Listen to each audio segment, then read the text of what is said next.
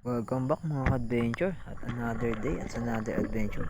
At sa mga bago pa lang sa channel ko dyan, don't forget to subscribe at pa-click na rin ang notification bell para lagi kang updated sa mga video na i-upload natin.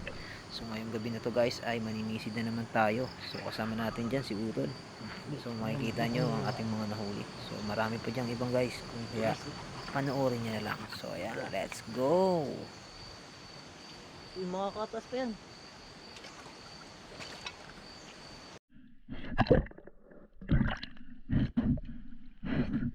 Sige, hilahin mo to, hilahin mo to. Bilis! Ito na guys. Sige.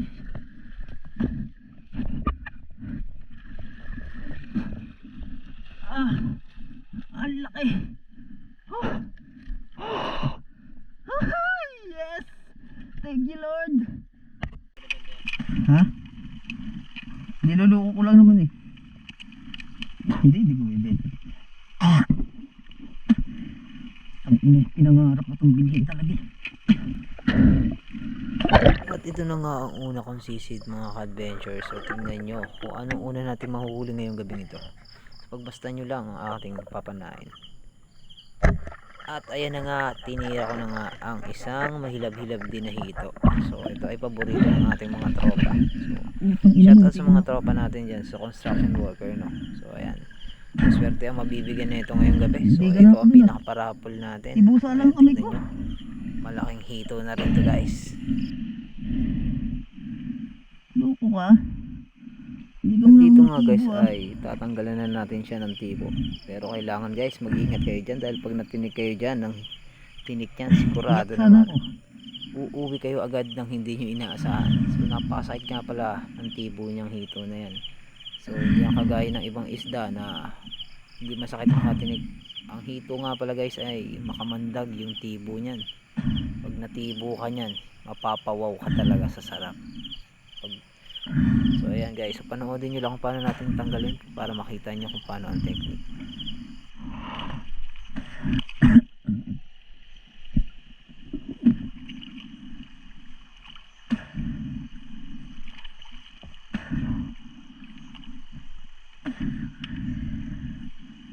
Dali na naman tayo guys.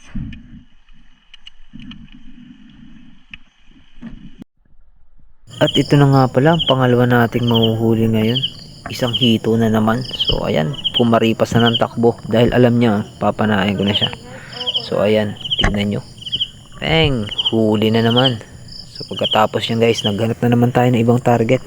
So, hindi ko na pinakita yung ibang pinana natin dyan kasi medyo marami. So tignan nyo, hanap-hanap tayo dyan. At dito, nakakita ako ng isang mahilab-hilab na igat. Tignan nyo maigi. At ayan, huli. Kita nyo, paikot-ikot. Ayun, in-slow mo pa. Tignan nyo naman, oh. Kung paano magwala yung igat na yan.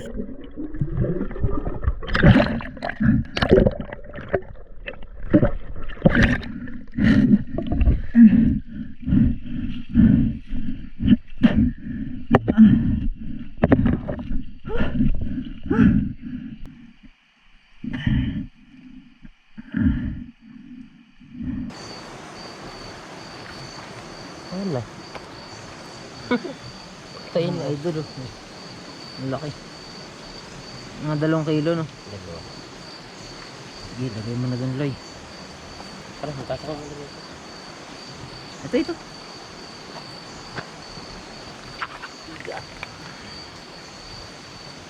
Uy, mga katas pa yan.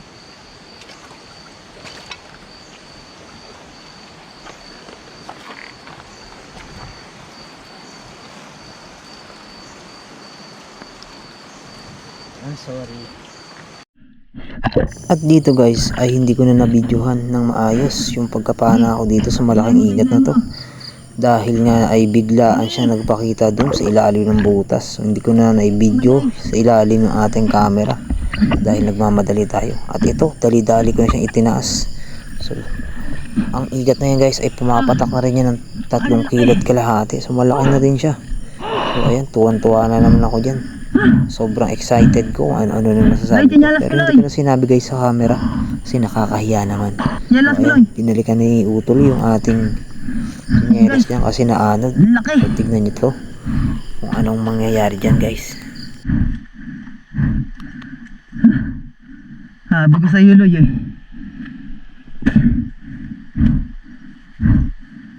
Sabi ko sa iyo, huwag kang iilaw sa ilayan. Tagal. Baka magbibidyo kita. Guys, oh. Hindi nag-moist. Wala. Wala. Guys, tuta, ang laki. Sabol sa mata, pwede na tayo umuwi. Napapalaki mo yun, Loy, di ba yung ano mo? Palaki yun. Malaki na yan. Guys, oh, huli namin, oh. Gilay, tanggalin mo na. Hindi, tanggalin mo muna dito sa ano. Yan, hindi. Tanggalin mo dyan. Mga idol, laki ng huli. 3 kilot kalahati. Ay hindi, may 3 kilot kalahati na to. Ay, ang laki ng kagat niya. Baka ito na yung nakagamat kay Paring Gino. Okay. Ay hindi, ano mo na lang to. Yan. Laki. Wala bang ano, Loy? Walang nakaharang sa camera.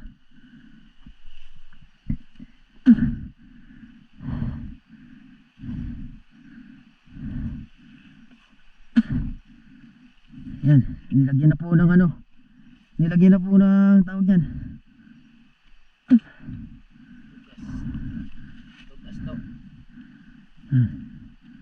Hihiwain ko na po yung ano nasa yung itak.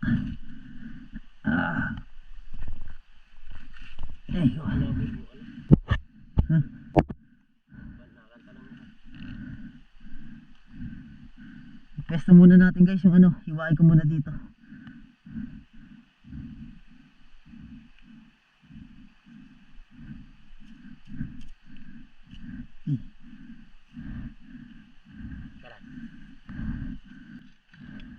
Ulat kaya ala sa pana ko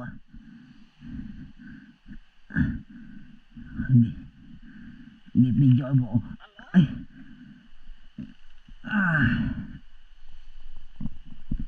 Play na tayo na. Guys. Tingnan nyo. Ako masyadong lumayo doon. Guys, oh, nakadali tayo. So, uwi na sana kami ni Carlo. Ayan. Nakakita pa ako ng isang malaki doon sa butas. Nadali siguro mga 3 kilot kalahati ito guys. Tapos meron tayong 2 kilot kalahati doon. So ito. Napana ako siya sa may ulo. Pero titignan ko nga yung mata. Ay! Butas ang mata. Ito na nga siguro yung ano. Pero hindi. Wala siyang kaninang ano talaga. Wala itong tama eh. Namatahan mo lang. Muna mata. Mga idol, oh. Makikita nyo pa to sa bahay mamaya. Papakita ko sa inyo. Sobrang swerte talaga. Galing na kami ng tambong tambong malaki. Baka yung unang pumeso pero walang masisid kasi sobrang labo. Pumunta kami dito sa amin. So dito pa kami naka-jackpot. Ayun guys, abang mga nanod ng baha. Mga anod to ng baha. So abang-abang lang guys. Mamaya. Baka mayroon pa susunod. Baka may susunod pa. At dito na naman sa isang spot na to guys, ay malaki na naman yung nakita natin dito. Ang problema nga lang dito guys ay hindi ko siya nahuli. So panoorin nyo kung paano mangyayari dyan at kung paano ko siya hindi mahuhuli. So bali ang tansya ko sa igat na yun guys ay 5 kilo na dahil nga sa laki naman. Yan nga pala siya nagtatago dyan sa may mga dahon-dahon ng kawayan na naipon. So yan ang pinakataguan niya. Kaya siya naandyan guys, nangangain siya ng mga katang, hipon. Yan yung mga favorite na kanyang mga pagkain. So ayan yung iba, pinorward ko na lang kasi nga naman kung aabutin natin ng matagal talaga ay mauubos yung memory ng GoPro natin. So pagmasdan nyo, ayan, in-slow mo ko na, ang laki ng buntot niya guys. So ayan, sumiwarit na. Wala na, so hindi na natin yan naabutan. So sayang lang talaga dahil hindi na natin nahuli. Sayang. Malaking bagay na rin sana yan, pangdagdag din sa ating nahuli. So So ayan guys, so puputulin ko na rin yung video dyan guys dahil wala na, hindi naman na natin nahuli yan. So shout out sa mga subscriber natin dyan at sa followers natin sa Facebook, and yun, maraming salamat sa inyo.